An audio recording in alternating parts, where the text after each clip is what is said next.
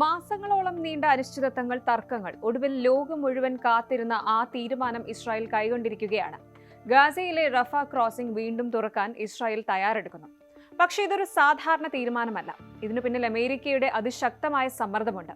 ട്രംപിന്റെ പുതിയ സമാധാന പ്ലാൻ ഉണ്ട്. അതിലും അപ്പുറം ഗാസയിൽ ശേഷിക്കുന്ന ഒരേയൊരു ഇസ്രായേലി ബന്ദിയെ തിരികെ എത്തിക്കാനുള്ള സൈന്യത്തിന്റെ അവസാന പോരാട്ടമുണ്ട്. എന്താണ് റഫേൽ ഇപ്പോൾ സംഭവിക്കുന്നത്? ട്രംപിന്റെ 20 പോയിന്റ് പ്ലാൻ എങ്ങനെയാണ് ഈ നീക്കത്തെ സ്വാധീനിക്കുന്നത്? ഒരു അതിർത്തി തുറക്കാൻ ഒരു രാജ്യത്തിന്റെ മുഴുവൻ സൈന്യവും ഒരു സെമിത്തേരിയിൽ തിരച്ചിൽ നടത്തേണ്ടി വരുന്നത് എന്തുകൊണ്ടാണ്? റാഫ തുറക്കുന്നതോടെ ഗാസയുടെ വിധി മാറുമോ? മിഡിൽ ഈസ്റ്റിലെ ഏറ്റവും പുതിയ നീക്കങ്ങൾ നമുക്ക് പരിശോധിക്കാം. മിഡിൽ ഈസ്റ്റിൽ നിന്ന് വളരെ നിർണായകമായ ഒരു വാർത്തയാണ് ഇപ്പോൾ പുറത്തു വരുന്നത്. ഗാസയിലെ ജനങ്ങളുടെ ഒരേ ഒരു ലൈഫ് ലൈൻ എന്ന് വിശേഷിപ്പിക്കാവുന്ന റാഫ ക്രോസിംഗ് ഭാഗികമായി തുറക്കാൻ ബെന്യാമിൻ നെതന്യാഹു ഗവൺമെന്റ് സമ്മതിച്ചിരിക്കുകയാണ്. അമേരിക്കൻ പ്രസിഡന്റ് ഡൊണാൾഡ് ട്രംപിന്റെ 20 പോയിന്റ് പീസ് പ്ലാനിന്റെ ഭാഗമായാണ് ഈ ഒരു തീരുമാനം. എന്നാൽ ഈ വാതിൽ തുറക്കണമെങ്കിൽ ഒരു പ്രധാന കടമ്പ കൂടി ബാക്കിയുണ്ട്. അത് അവസാന ബന്ദിയായ റാൻ ഗുലിയുടെ മടക്കമാണ്. 2024 മെയ് മാസത്തിൽ റഫ ക്രോസിംഗിന്റെ നിയന്ത്രണം ഇസ്രായേൽ സൈന്യം ഏറ്റെടുത്തതിന് ശേഷം ഇത് പൂർണ്ണമായും അടച്ചിട്ടിരിക്കുകയായിരുന്നു. ഗാസയിലെ 20 ലക്ഷത്തിലധികം ജനങ്ങൾക്ക് ഭക്ഷണവും മരുന്നും മറ്റ് അവശ്യ സാധനങ്ങളും എത്താനുള്ള ഏക മാർഗമായിരുന്നു ഈ ഒരു അതിർത്തി. ഇപ്പോൾ ലഭിക്കുന്ന വിവരങ്ങൾ പ്രകാരം പെഡസ്ട്രിയൻ ട്രാഫിക്, അതായത് കാൽനട യാത്രക്കാർക്ക് മാത്രമായിരിക്കും തുടക്കത്തിൽ അനുമതി നൽകുക. അതും കൃത്യമായ ഇസ്രായേലി സുരക്ഷാ പരിശോധനകൾക്ക് വിധേയമായിട്ട് മാത്രം. ഈ പ്രഖ്യാപനം വരുന്നത് US പ്രതിനിധികളായ സ്റ്റീവ് വിറ്റ്കോഫും ജേറഡ് കുഷ്നറും ഇസ്രായേലിൽ നെതന്യാഹുവുമായി നടത്തിയ കൂടിക്കാഴ്ചകൾക്ക് പിന്നാലെയാണ്. റഫ ക്രോസിംഗ് തുറക്കാൻ അമേരിക്കയുടെ വശത്ത് നിന്ന് വലിയ സമ്മർദ്ദമാണ് ഇസ്രായേലിന് മേൽ ഉണ്ടായിരുന്നത്. ഇസ്രായേലിന്റെ എലീറ്റ് ഗ്യാസം പോലീസ് യൂണിറ്റിലെ ഉദ്യോഗസ്ഥനായിരുന്നു 24 വയസ്സുകാരനായ റാൻ ഗുലി. 2023 ഒക്ടോബർ 7 ഹമാസ് ആക്രമണത്തിനിടെയാണ് അദ്ദേഹം കൊല്ലപ്പെട്ടത്. അദ്ദേഹത്തിന്റെ മൃതശരീരം ഹമാസ് ഗാസയിലേക്ക് കൊണ്ടുപോവുകയായിരുന്നു. ഒക്ടോബർ 7 പിടിച്ചുകൊണ്ടുപോയ 251 പേരിൽ തിരികെ കിട്ടാനുള്ള ഏക വ്യക്തി ഇപ്പോൾ റാൻ മാത്രമാണ്.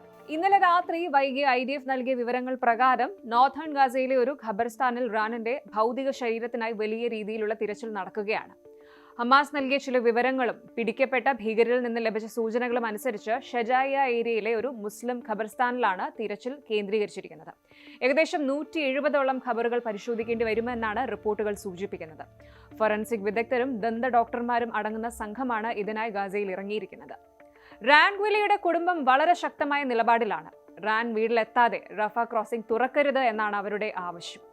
ഈ വൈകാരികമായ സമ്മർദ്ദം നെതന്യാഹുവിനെ സംബന്ധിച്ചിടത്തോളം വലിയൊരു വെല്ലുവിളിയാണ്.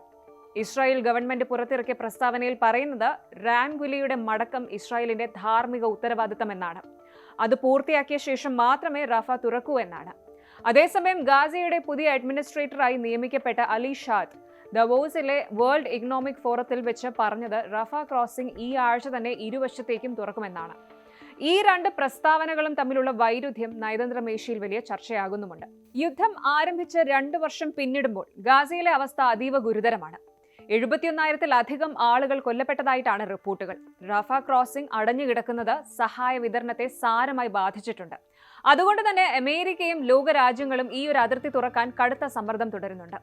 ട്രംപിന്റെ സമാധാന പദ്ധതി പ്രകാരം റഫ ക്രോസിംഗ് തുറക്കുന്നത് ഗാസയിലെ ജനജീവിതം സാധാരണ നിലയിലാക്കാനുള്ള 2ാം ഘട്ടത്തിന്റെ ഭാഗമാണ്. പക്ഷേ ഇസ്രായേലിനെ സംബന്ധിച്ചിടത്തോളം സുരക്ഷാ പരിശോധനകളും ബന്ദികളുടെ മടക്കവും വിട്ടുവീഴ്ചയില്ലാത്ത കാര്യങ്ങളാണ്. റാൻ ഗുലിയെ കണ്ടെത്താനുള്ള സൈനിക നീക്കം ഏതാനും ദിവസങ്ങൾക്കുള്ളിൽ പൂർത്തിയാകുമെന്നാണ് ഇസ്രായേൽ പ്രതീക്ഷിക്കുന്നത്. അങ്ങനെയാണെങ്കിൽ ഈ ആഴ്ച അവസാനത്തോടെ റഫയുടെ വാതിലുകൾ ലോകത്തിന് മുന്നിൽ വീണ്ടും തുറക്കപ്പെടും. ഗാസയിലെ ഈ പുതിയ നീക്കങ്ങൾ സമാധാനത്തിലേക്ക് നയിക്കുമോ അതോ വീണ്ടും തടസ്സങ്ങൾ നേരിടുമോ എന്ന് നമുക്ക് കാത്തിരുന്ന് കാണാം. കൂടുതൽ വാർത്തകൾക്ക് News 18 Keralam YouTube channel subscribe ചെയ്യുക.